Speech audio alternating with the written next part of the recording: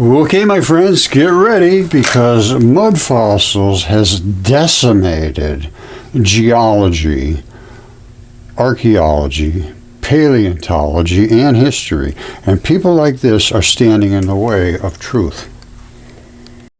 This is what I sent to that guy at the University of Missouri there. Are you going to tell me that's just rocks? That's the competence level they're using to teach these kids what reality is? It's absolute disgrace. And he just walks away from it like, oh, it doesn't matter to me. I'm not going to look at it. I'm not interested. And the reason I got involved with this guy was because of my other friend who was right down the street from him out in Missouri. These are found in Missouri, right down the road from him. And my other friend also found stuff, and he wouldn't engage with him either. So this is systemic.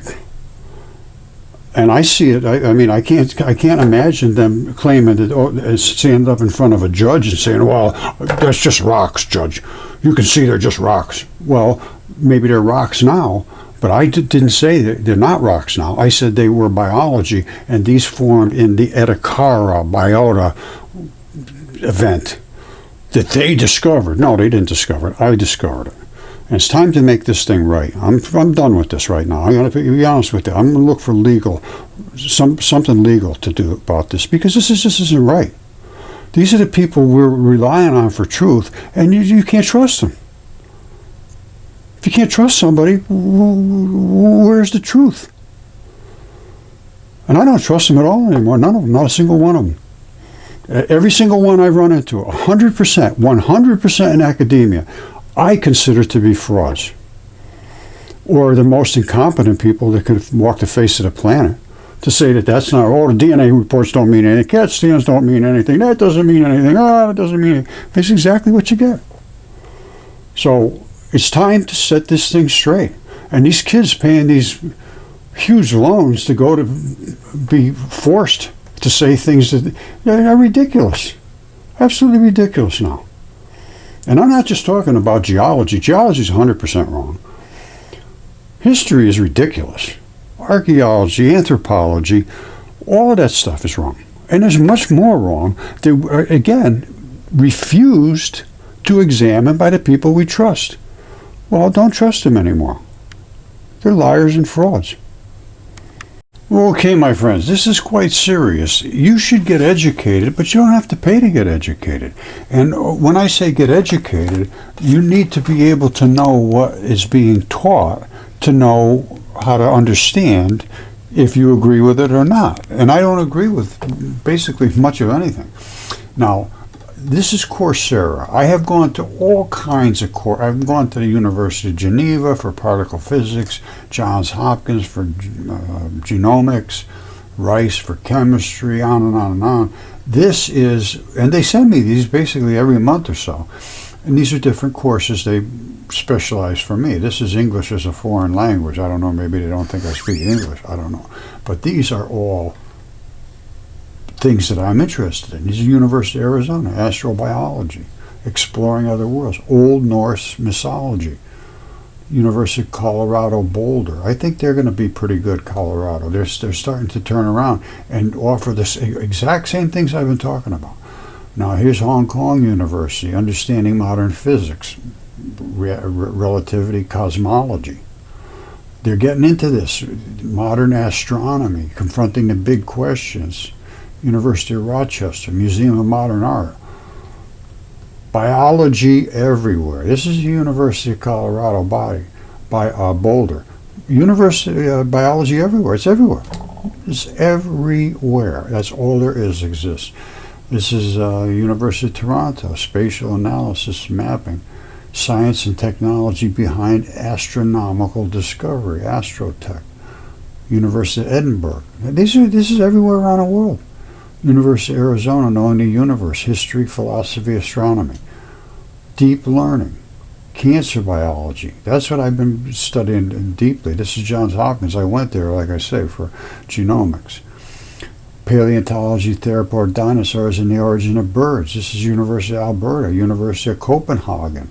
Origins, formation of the universe, solar system, Earth, and life. These are, I believe, they're all free.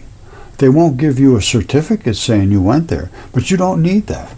All you have to do is go there and make yourself a book like this. Just anything you want to think about. Make yourself some little tabs and document. Don't look like this is just a mess, because I don't have to impress anybody. Do it nicely and make yourself a good set of notes of what you took. And then when you approach the professor, you say, yeah, I went to the University of Rochester, I went to this one, I went to that one, like I do. Make it, brag. But like my old boss used to say, it ain't bragging if it's true.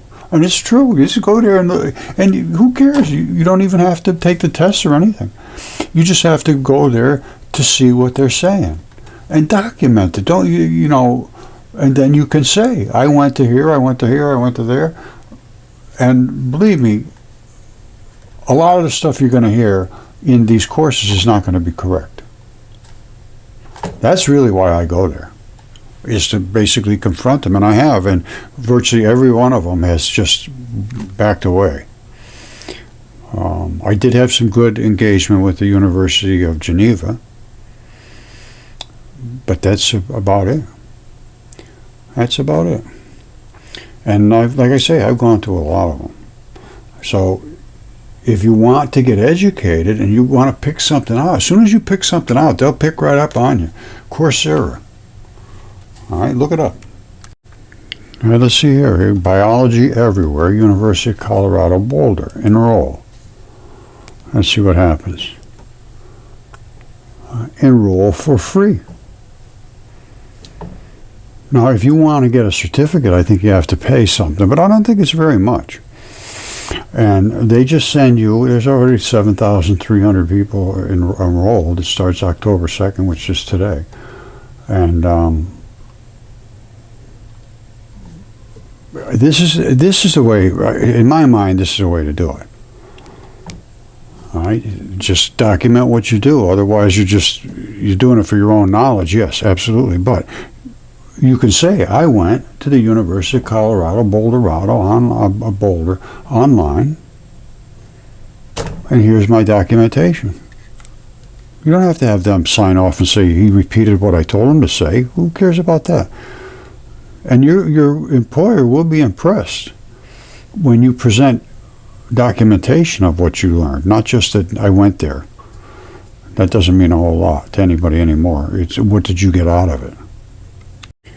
Okay, so find out what you want to learn, and once you learn it and you put it in your book and you have it all set to go and you know what you're talking about, make a document and put it up on academia.edu. This is academia.edu. I have 45 papers up there.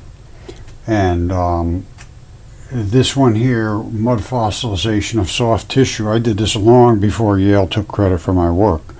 And so I have all the documentation to prove that I was the one that came up with everything. Basically, the word for word is they're putting what I said. And this is about the mud fossilization of soft tissue. This work is about a previously unnoticed soft tissue fossilization process. Dinosaur footprints are common in Triassic rock of central Connecticut where I am. However, a fossil bone or any other animal fossil has never been found in the wet soils of Connecticut, according to experts at Yale, who I presented all my evidence to and they just dismissed me, even though I had CAT scans and DNA and everything else.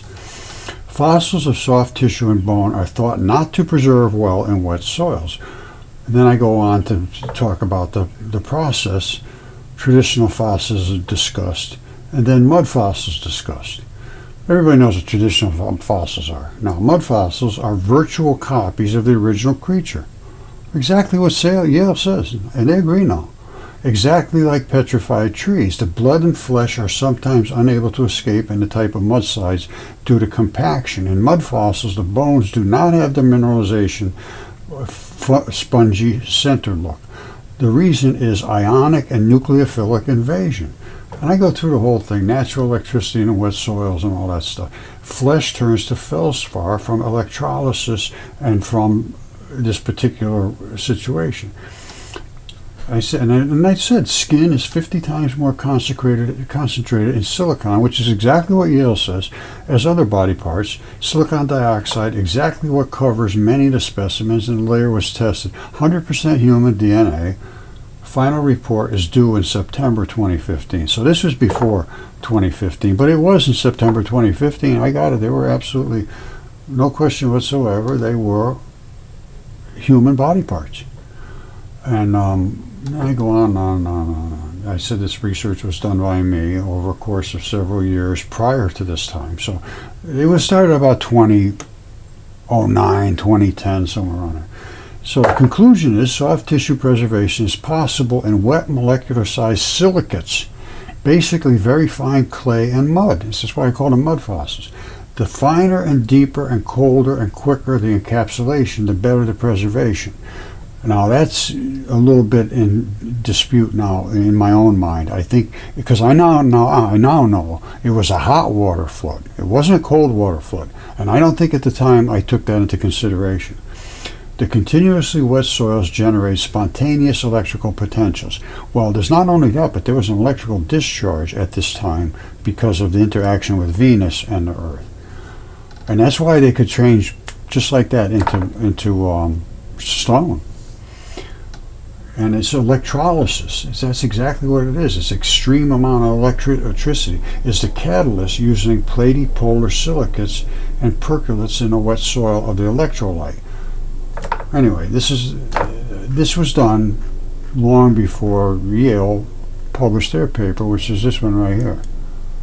Exceptional preservation of soft-bodied creatures, basically promoted by silica-rich oceans. Silicon, heavy silicon. They say they don't know why it has so much silicon. It's just one of the quirks. Well, the quirk is that 50 times on the outside of the bodies, 50 times more silica is on the outside in the grip skin and everything. That's why in this hot water flood, it basically melted the outside skin, and that became extremely silica-rich oceans.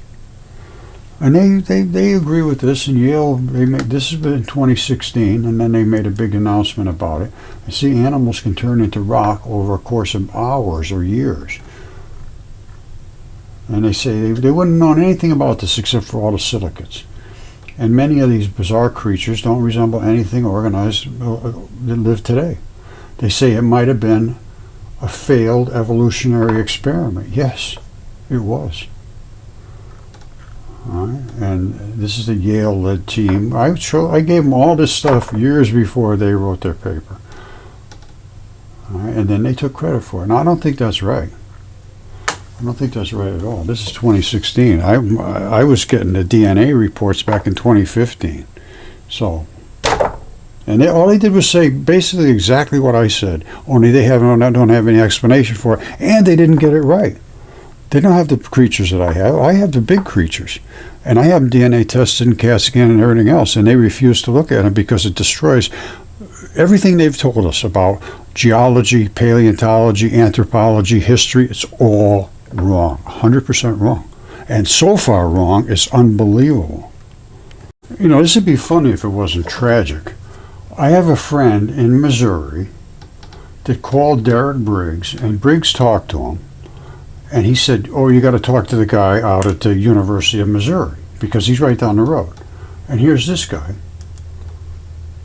all right, Jim Schiffbauer from the University of Missouri. And he basically sloughed him off. I sent him stuff that you can't, there's no way you can dismiss it whatsoever. They're actually feet of bodies of people. And he said, oh, no, those are just rocks. And he refuses to talk to me. These are the kind of people, because Briggs said, talk to this guy. He's doing the Ediacarta Cambrian transition, the same thing that I did because I'm a big hero. Well, Briggs is, forget about him. That's, you know, there's kind of rules about what they can do and what they can't do. One of them is about fiduciary failure, is where they're not taking any account to the students' best interests. It's all about their best interests. If they refuse to even examine something that completely overthrows what they've been saying, supported by DNA, CAT scans, specimens, and everything else, then that, to me, smacks of fraud. They say if to dismiss what is the evidence is academic fraud. And then, of course, it's fiduciary failure to take care of the student's best interests. And it's just not a good situation. And this is very, very, very bad. And this guy's is just as bad, too. It's all about them. It's not about truth. It's not about the kids. It's about keeping their position and status, as far as I'm concerned. And if I'm not right, why won't he talk to me? Why won't Briggs talk to me? And this has been going on with Briggs for close to over 10 years now. This is basically word for word what I told them. Goes back to 11/2015. Now that's a year before they posted their stuff. And I told them, I said it was all due to having a ton of silicates. 50%, 50 times. Skin has 50 times more silicon than other tissues. It boiled off into the waters and created the fascia preserved all of the fossils. And I had mine DNA tested and all that nonsense. So this was done, and so this is my validation right here. There's no way they can get away from this. Fascia is the instrumental and perfect preservation of fossilization in wet, fine, continuously wet mud. The product can be exact copies of the living creatures, flesh, colors, and all. That's just basically meat, and that's the fascia on top. This is a bone that's converted into stone. All right, and the fascia is the coating. Fascia coats everything. Fascia coats this foot, and that's not even a human foot. It's some kind of new foot. And this is the kind of stuff I sent to this guy out here, this University of Missouri guy, this Jim Schiffbauer, and absolutely refuses to engage. No, there's nothing but rocks. It's the exact same thing that Briggs did. Yeah, they're starting to look. You see, this is my top paper, Mud Fossilization of Soft Tissues. I had fascia facilitated fossilization, mud fossils. I went through all kinds of stuff. And I just kept posting. I got quite a few papers up there about this, and then I have a ton of them about physics and dipole electron flood theory. All of my stuff is documented up there, so nobody can say I didn't do this. And at least they're starting to look. This is my top paper, but you still only get a few hits. I got only like 503 views on that paper. It's been up there 10 years. Okay, like I said, get yourself something to support what you say. Don't just make comments about this or that. Look, see what they say, and then say, here's what you're saying, here's what I'm saying. And I did the same thing with all of them. And because when I went up against the Yale, oh, you're crazy, there's no possible way they can have, blah, blah, blah. And every single one of these things I detailed to them, and then they wrote the paper on it saying that they did the work. Disgraceful. All right, this is basically exactly what I told them. There was a worldwide flood, just like it says in the Bible, and there was a tremendous amount of silicates because the outside skin has 50 times the amount of silicates, and they infused into the ocean and caused these things. And here's exactly what they say. It's a worldwide strata, one area, worldwide. Yet how the fossils are preserved remains controversial. No, it doesn't. I show them exactly. It's nucleophilic. I've gone through the whole thing. It's nucleophilic substitution, and I've made them. And they're talking about exceptionally preserved soft-bodied creatures. That's correct. And they were preserved in these casts, they call them, while they were just entombed in mud. Now, it was facilitated by high silica-saturated states of the oceans prior to the appearance of silica biomineralizers. That's what mineralized them. Yes, and that's exactly what I told them. Rapid early-stage precipitation, silica cements. And they say they have no idea why they're there, but they just happen to be there, and that's what created them. This is exactly what I told Yale. So for them to take credit for it, that's not right. And that's the guy right there, Derek Briggs. Now, for Yale and this other guy out there to say this is nothing but rocks, and then for me to have this lung, which I've tried to present to Derek Briggs, which I did, and all my documentation about it, the CAT scans, the DNA tests, all of that, as flat as a pancake because it was in the Great Flood. That's all what happened. Right now, I realized finally that it was a hot saltwater flood, which actually boiled off all the tissues and created mud from them. And that's what ended up, the bodily organs disassociated from the flesh. And then they settled on the flat like this. And everything died at the same time, basically. This is a goose or some kind of waterfowl.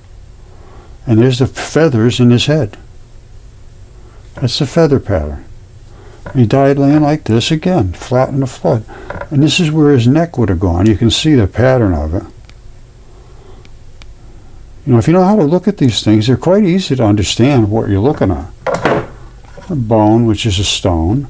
And for them to be teaching your kids for exorbitant amounts of money and to refuse to examine something that has this much certification behind it is disgraceful in every possible way.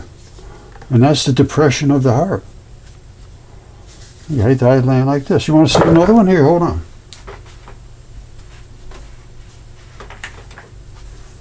This one here was in a little different conditions. The flood waters evacuated the little holes in the alveoli of the lung.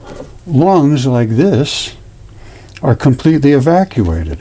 The blood, you can still see some red stuff in there from where the blood is still there, but they've been in a certain condition where they leach out.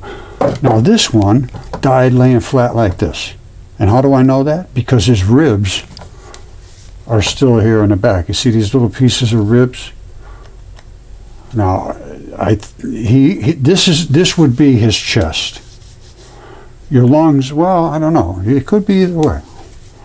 It could be either way. He could have died this way, and that's his back, but I don't think so. I think he died this way, and that's his chest. And this is the lung from the side, and here's the backbone or whatever it was, and these are the bones.